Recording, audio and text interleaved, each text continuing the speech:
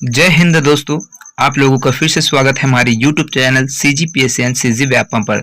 दोस्तों, आज की इस वीडियो में देखेंगे 30 महत्वपूर्ण प्रश्न जो कि जैव विकास और वर्गिकी से संबंधित प्रश्न है। तो इसमें 30 से 35 प्रश्न देखेंगे दोस्तों, जो कि बहुत ही ज़्यादा महत्वपूर्ण होने वाले, जो कि विभिन्न परीक्षाओं में भी पूछा गया है। तो हमारे इस वीडियो को जितने भी दोस्त पहली बार देख रहे होंगे, हमारे चैनल को सब्सक्राइब कर लेना, साथ में बेल आइकन को भी प्रेस कर लेना, ताकि वीडियो का नोटिफिकेशन आप लोगों को मिलता रहे। और हमारे टेलीग्राम चैनल से जुड़ने के लिए दोस्तों एकलव्य साहू जी के का लिंक डिस्क्रिप्शन बॉक्स में दे दिया गया है, तो वहां से आप जुड़ सकते हैं और इसका PDF है वो प्राप्त कर सकते हैं। तो चलिए, पहला प्रश्न है आपके स्क्रीन पर। पहला प्रश्न है, बहुत ही महत्वपूर्ण प्रश्न है दोस्तों। कौन सी चिड़िया उड़ नहीं सकती? शुतुरमुर्ग, कीवी, ईमू, उपरोक्त सभी। तो इसका करेक्ट आंसर हो जाएगा दोस्तों आपको ऑप्शन डी है, बिल्कुल सही हो जाएगा, क्योंकि शुतुरमुर्ग, कीवी और ईमू ये तीनों क्या है, चिड़ियाएं नहीं है, वो उड़ नहीं सकती है। चलिए अगला प्रश्न की ओर बढ़ते हैं। अगला प्रश्न है आपका यहाँ पर, मानव में अवशेषी अंगों की संख्या होती है 20, 100, 50, 40।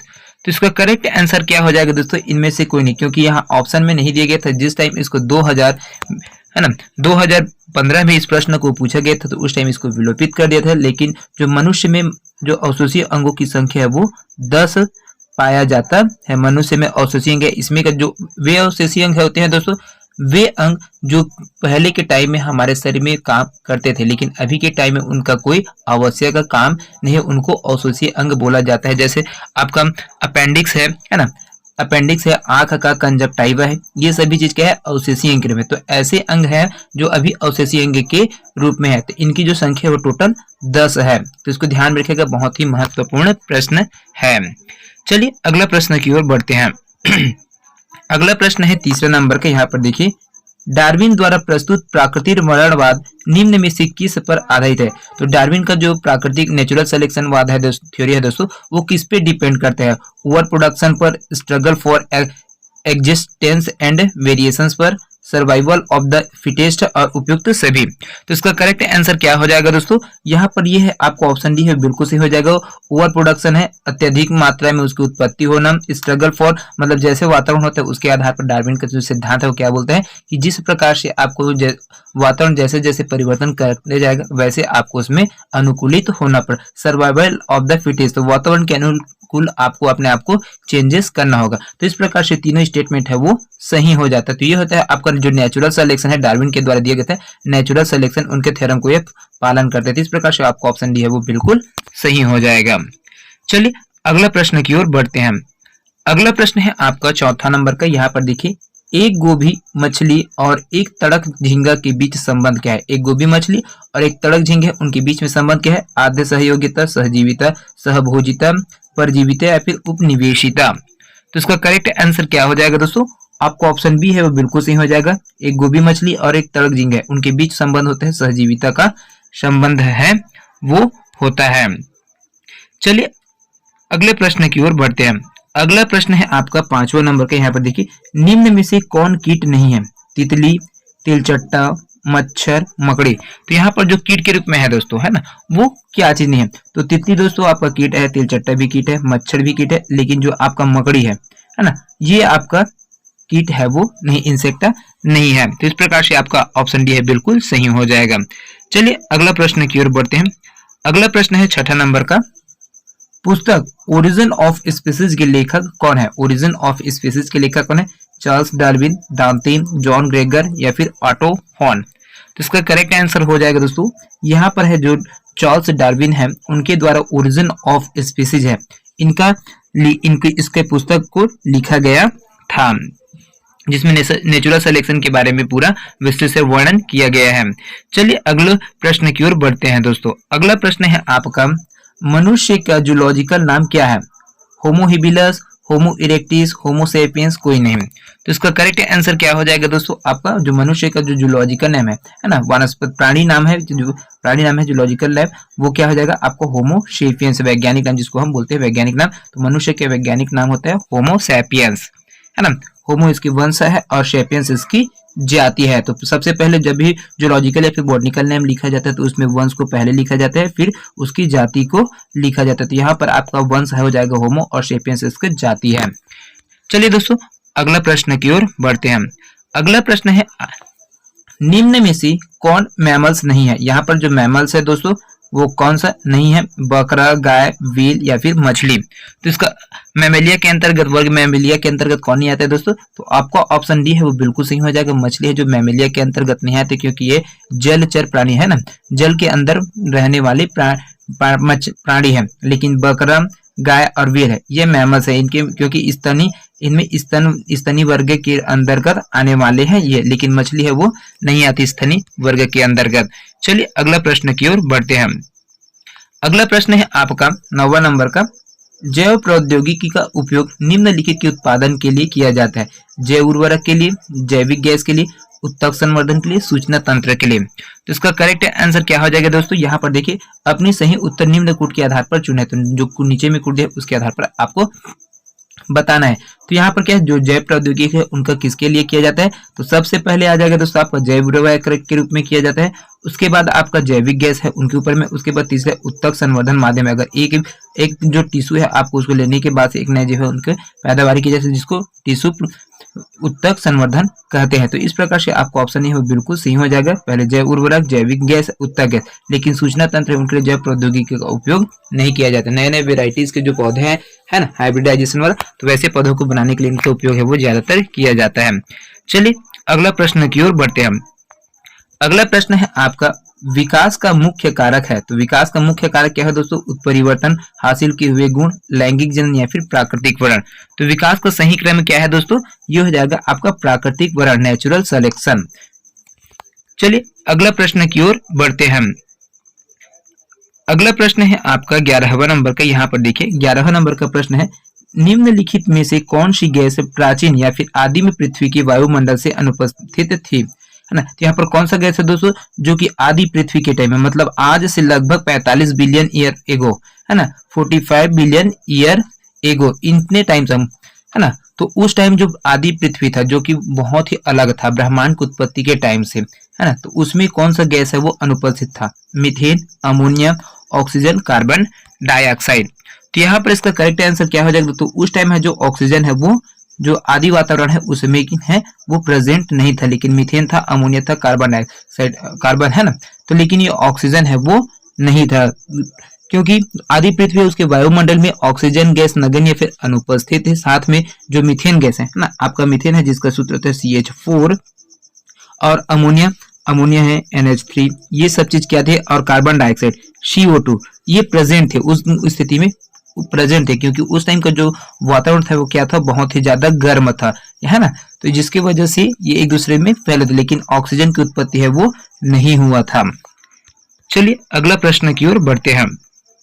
अगला प्रश्न है आपका 12वां नंबर के। यहाँ पर देखिए विकासवाद का सिद्धांत किसने प्रतिपादित किया है, स्पेंसर ने, डार्विन ने, वॉलेस ने, हक्सले ने। तो इसका करेक्ट आंसर क्या हो जाएगा दोस्तों, जो विकासवाद का सिद्धांत इवोल्यूशन थ्योरी किसके द्वारा किनके द्वारा दी गई, तो ऑप्शन बी है वो बिल्कुल सही हो जाएगा, डार्विन के द्वारा दिए गए। चार्ल्स डार्विन का मत था कि प्रकृति क्रमिक परिवर्तन द्वारा अपना जो विकास है वो करती है, एक क्रमिक परिवर्तन के द्वारा क्या करता है, ये अपना विकास करता है, ये डार्विन जी के द्वारा दिया गया है। चलिए अगला प्रश्न की ओर बढ़ते हैं। अगला प्रश्न है आपका यहाँ पर, पृथ्वी पर सबसे पुराना जीव कौन सा है, नीलहरित शैवाल, कवक, अमीबा या फिर युग्लिना, है ना। तो यहाँ से इसका करेक्ट आंसर क्या हो जाएगा दोस्तों, जो पृथ्वी पर सबसे पुराना जीव है वो आपका नीलहरित शैवाल है। ये ऐसे प्रथम जीव है, ये पृथ्वी के प्रथम जीव है जिन्होंने सूर्य के प्रकाश एवं जल के, है ना, सूर्य का जो प्रकाश है, सूर्य का प्रकाश, लाइट ऑफ सन, और उसके बाद है आपका जो जल है, जल के प्रयोग से क्या क्या थे, इन्होंने क्या भोजन का निर्माण करना प्रारंभ किया था, नीलहरित शैवाल है ना, जिसकी वजह से इसे पृथ्वी का प्रथम जीव के रूप में जाना जाता है, नीलहरित शैवाल को। चलिए अगला प्रश्न की ओर बढ़ते हैं। अगला प्रश्न है आपका 14वां नंबर की। यहाँ पर देखिए जैव विकास इवोल्यूशन को सर्वप्रथम किसने समझाया, न्यूटन ने, आइंस्टाइन ने, चार्ल्स डार्विन ने, लैमार्क ने। तो यहाँ पर इवोल्यूशन है जैव विकास को किनके द्वारा समझाया गया था दोस्तों, तो यहाँ पर आपका जो ऑप्शन डी है वो बिल्कुल सही हो जाएगा, और लैमार्क के द्वारा जैव विकास परिकल्पना का पहला जो तर्क संगत सिद्धांत है वो फ्रांसीसी जीव वैज्ञानिक थे। ये लैमार्क जो है फ्रांसीसी जीव वैज्ञानिक है, इनके द्वारा ऑर्जिन बैरिस्टिक डी लैमार्क ने प्रस्तुत किया था, है ना। इनका जो पूरा नाम है वो है बैप्टिस्टे डी लैमार्क, है ना, ये इसका पूरा नाम है। चलिए अगला प्रश्न की ओर बढ़ते हैं। अगला प्रश्न है आपका 15वां नंबर का, यहाँ पर देखिए। तो डार्विन द्वारा प्रस्तुत प्राकृतिक वर्णवाद निम्न में से किस पर आधारित है? ओवर प्रोडक्शन पर, तो यहाँ पर स्ट्रगल फॉर एक्सीलेंस और वेरिएशंस पर, सर्वाइकल ऑफ द ईयर, या तो इसका आंसर सही हो जाएगा उपयुक्त। तो सभी ये सभी बिल्कुल सही हैं। चलिए अगला प्रश्न की ओर बढ़ते हैं। अगला प्रश्न है आपका, विकास के उत्परिवर्तन सिद्धांत का प्रतिपादन किसने दिया था? तो उत्परिवर्तन सिद्धांत किनके द्वारा दिया गया था दोस्तों? हक्सले, डार्विन, लैमार्क या फिर ह्यूगो डी विज। तो यहाँ पर उत्परिवर्तन सिद्धांत को ह्यूगो डी विज है उनके द्वारा दिया गया था। ये हॉलैंड के जो पादप शास्त्री थे, मतलब बॉटनिस्ट थे। ह्यूगो डी विज कहाँ के थे? तो ये हॉलैंड के हैं, हॉलैंड से संबंधित वैज्ञानिक है। ये क्या है? वनस्पति शास्त्री है ना। इसको ध्यान में रखिएगा, बहुत ही महत्वपूर्ण है। इनके द्वारा है जो उत्परिवर्तन सिद्धांत है उनको, जो म्यूटेशन थ्योरी है उनको दिया गया था। चलिए अगला प्रश्न की ओर बढ़ते हैं। अगला प्रश्न है आपका, पुस्तक द ओरिजिन ऑफ स्पीसीज किसने लिखी है? पुस्तक द ओरिजिन ऑफ स्पीसीज इसके किनके द्वारा गिरे? लिनियस के द्वारा, लैमार्क, मेंडल या फिर डार्विन। तो इसका करेक्ट आंसर क्या हो जाएगा दोस्तों? यहाँ पर जो द ओरिजिन ऑफ स्पीसीज पुस्तक डार्विन द्वारा है वो लिखा गया है। और चार्ल्स डार्विन इंग्लैंड के जैव विकासवादी थे, है ना। ये इंग्लैंड से संबंधित है। ये कहाँ से संबंधित है? डार्विन है वो इंग्लैंड से संबंधित है। यहाँ वो इंग्लैंड के वैज्ञानिक थे। चलिए अगला प्रश्न की ओर बढ़ते हैं।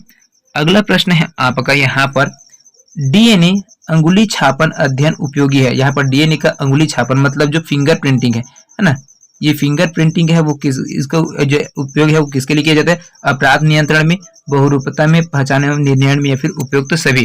तो इसका करेक्ट आंसर हो जाएगा दोस्तों आपको ऑप्शन डी है, बिल्कुल सही हो जाएगा। जो डीएनए फिंगर प्रिंटिंग का अध्ययन किया जाता है अपराधों की रोकथाम के लिए, उनकी पहचान करने के लिए, आपराधिक व्यक्ति है उनको पहचानने के लिए, बहुरूपता में मतलब एक जैसे सभी रूप है तो उनके पहचानने में, और पहचान एवं संबंध निर्णय में। तो इस प्रकार से ऑप्शन डी आपका बिल्कुल सही हो जाएगा। चलिए अगला प्रश्न की ओर बढ़ते हैं। अगला प्रश्न बहुत ही महत्वपूर्ण प्रश्न है दोस्तों। यहाँ पर लाइकेन सहजीवी है जिनमें पाए जाते हैं। तो लाइकेन सहजीवी है, उसमें क्या क्या पाया जाता है दोस्तों? शैवाल और ब्रायोफाइटा, अधिपादप और अंतःपादप, शैवाल और कवक, मांस और कवक। तो ये किन दो पदों के किन दो जीवों की वजह से बनता है दोस्तों? तो ये हो जाएगा आपका एल्गी और फंगी है, शैवाल और कवक से मिलकर है जो लाइकेन है वो सहजीवी है वो मिलते हैं। अब है दोस्तों, ये तो हो गया था आपका जैव विकास से 20 प्रश्न। और अब अगला देखेंगे वर्गीकी से संबंधित है ना, वर्गीकी विज्ञान है उनसे संबंधित है, बाकी 20 प्रश्न है उनको देखेंगे। तो ये है, आप देख सकते हैं यहाँ पर 20वां नंबर का प्रश्न है, एक परितंत्र में प्रथम पोषण स्तर का निर्माण निम्न में से कौन सा करता है? पादप, प्लवक, घास, वृक्ष, इनमें से कोई नहीं, है ना। तो इनका क्या है? इनका करेक्ट आंसर क्या हो जाएगा दोस्तों? आपको ऑप्शन डी है, इनमें से ये सभी है ना। एक परितंत्र है उसमें जो प्रथम पोषण स्तर होता है ना। सूर्य से क्या है? प्रथम पोषण स्तर प्राथमिक जीव कौन होते हैं? तो ये होते हैं पादप होते हैं। जो पादप है पौधे हैं वो होते हैं। तो पादप, प्लवक है, घास है, वृक्ष है, तो ये सभी चीजें प्राथमिक उपभोक्ता वाले चीज। तो इस प्रकार से इनमें से सभी इसका करेक्ट आंसर हो जाएगा। चलिए अगला प्रश्न की ओर बढ़ते हैं। अगला प्रश्न है आपका, देखिए, निम्नलिखित में से कौन मछली नहीं है? स्टारफिश, शार्कफिश, पाइपफिश या फिर गिटार फिश। तो यहाँ पर जो मछली नहीं है दोस्तों उसमें क्या आ जाएगा आपका? ये है आपका स्टारफिश है वो मछली नहीं है, लेकिन शार्कफिश है मछली है, पाइपफिश मछली, गिटार फिश मछली, लेकिन स्टारफिश है वो मछली नहीं है, क्योंकि ये समुद्री जंतुओं के नाम के आधार पर मिलते जुलते रहते हैं, परंतु ये मछलियां नहीं है। जैसे कि जेलीफिश है, स्टारफिश है, सिल्वर फिश, कैटल फिश, हैग फिश, रेजर फिश और क्राई फिश, ये सभी उसके नाम रखे गए हैं, लेकिन ये मछलियां नहीं है ना। चलिए अगला प्रश्न की ओर बढ़ते हैं। अगला प्रश्न है आपका यहाँ पर, जीवन चक्र की दृष्टि से पौधे का सबसे महत्वपूर्ण अंग है? पुष्प, पत्ती, तना, जड़। तो यहाँ पर क्या चीज हो जाएगा दोस्तों? जीवन की दृष्टि से पौधे का जो सबसे महत्वपूर्ण अंग होता है वो होता है आपका पुष्प है वो होता है, क्योंकि यह पुष्प है वो पौधे का सबसे महत्वपूर्ण अंग माना जाता है। चलिए अगला प्रश्न की ओर बढ़ते हैं। अगला प्रश्न है आपका 23वां नंबर के। यहाँ पर देखिए, निम्न में से कौन एक वास्तविक मीन मछली है? रजत मीन, क्रेप फिश, जेली फिश या फिर कैट फिश। तो इसका करेक्ट आंसर क्या हो जाएगा दोस्तों? जो वास्तविक मीन है, मछली है, वो क्या हो जाएगा? आपका कैट फिश है, ये मछली है। चलिए अगला प्रश्न की ओर बढ़ते हैं। अगला प्रश्न है आपका 24वां नंबर का। यहाँ पर देखिए, तो निम्नलिखित में से कौन सी औषधीय फसल है? गन्ना, घृत कुमारी, कपास, महुआ। तो इसका करेक्ट आंसर क्या हो जाएगा दोस्तों? यहाँ पर जो औषधि महत्व की फसल है वो क्या हो जाएगा? आपका ऑप्शन बी है वो बिल्कुल सही हो जाएगा। यहाँ पर देखिए, है ना, जो बी है वो घृत कुमारी, ये औषधीय फसल है। महुआ औषधि महत्व का होता है ना। घृत कुमारी एलोवेरा जो औषधीय पौधा, ये चीज महुआ भी कुछ हद तक काम करता है, लेकिन जो ऑप्शन ए दिए गए इसके ऑप्शन के आधार पर आपको बी ही लेना है। जो घृत कुमारी वो औषधीय महत्व का पौधा होता है। गन्ना तथा कपास क्या है? नकदी फसलें। गन्ना और कपास क्या है? नकदी फसलें। और ये महुआ ये भी है आपका जो काम आता है, औषधि महत्व में काम आता है, लेकिन इसका जो है मदिरा पान है वो उसके लिए बनाया जाता है ना। चलिए अगला प्रश्न की ओर बढ़ते हैं। अगला प्रश्न है आपका यहाँ पर, निम्न में से कौन सी वास्तविक रूप से मछली है? Star fish, jelly fish, egg fish या फिर समुद्री घोड़ा। तो यहाँ पर जो वास्तविक रूप से मछली है दोस्तों, ये हो जाएगा आपका समुद्री घोड़ा। ये है घोड़े के समान दिखाई देते हैं और समुद्र में पाया जाता है, लेकिन ये जेली फिश है, स्टार फिश है और हैग फिश है। ये सिर्फ नाम मात्र के है, लेकिन ये मछली नहीं है। चलिए अगला प्रश्न की ओर बढ़ते हैं। अगला प्रश्न है आपका, यहाँ पर देखिए, सहतूत का फल है। सहतूत का फल क्या है दोस्तों? सोरोसिस, साइकोनस, शमाग या फिर नट। तो इसका करेक्ट आंसर क्या हो जाएगा दोस्तों? जो सहतूत का फल है वो होता है सोरोसिस प्रकार का होता है, ये सोरोसिस कहलाता है। सहतूत का जो फल है उसको सोरोसिस कहते हैं, है ना। चलिए अगला प्रश्न की ओर बढ़ते हैं। अगला प्रश्न है आपका 27वां नंबर का। यहाँ पर देखिए, उड़ने वाला स्तनपायी है।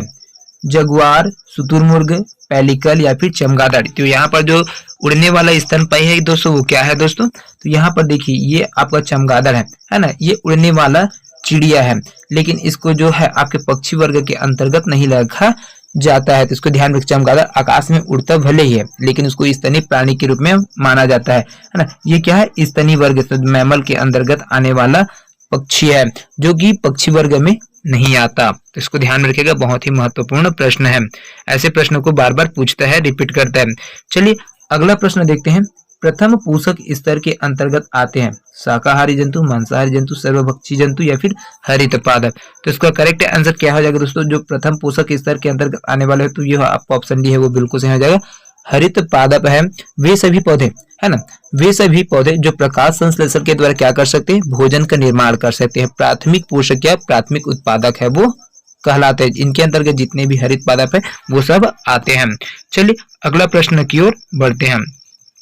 अगला प्रश्न है आपका, एम्फीबिया बताता है। एम्फीबिया क्या बताता है? बहुत तेजी से चलने वाले नावों को, केवल जल में ही रह सकने वाले पशुओं को, केवल स्थल पर ही रह सकने वाले पशुओं को, या फिर जल एवं स्थल दोनों पर ही रह सकने वाले पशुओं को। तो इसका करेक्ट आंसर क्या हो जाएगा दोस्तों? एम्फीबिया वर्ग क्या चीज है? तो ये जो एम्फीबिया वर्ग के जितने भी जो वो जल और स्थल दोनों पर ही रह सकने वाले होते हैं, उन पशुओं को एम्फीबिया वर्ग के अंतर्गत है वो रखा जाता है। तो आपका ऑप्शन डी है वो बिल्कुल सही हो जाएगा।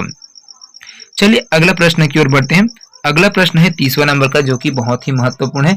जल से बाहर निकाल ली जाने पर मत्स्य मर जाती है, क्योंकि जैसे ही आपको जल है, जल से क्या करेंगे? मछली को क्या करेंगे? बाहर निकाल देंगे, तो वो क्या करेंगे? विश्वास नहीं ले पाती है और वो मर जाती है। चलिए अगला प्रश्न की ओर बढ़ते हैं। अगला प्रश्न है आपका, नील गाय निम्नलिखित कुल में आती है। तो नील गाय है वो कौन से कुल में आते हैं? गाय में, बकरी में, भेड़ में या फिर हिरन में। तो जो नील गाय है उनको क्या बोला जाता है? हिरन के कुल में लाया जाता है। तो इनको ध्यान रखेंगे, है ना, क्योंकि जो नील गाय है भारत में पाई जाने वाली विशालतम मृग जाति है ना। ये जिसको मृग बोला जाता है, मृग जाति के अंदर इसको जो कहलाते हैं, जिसको हिरन बोलते हैं ना।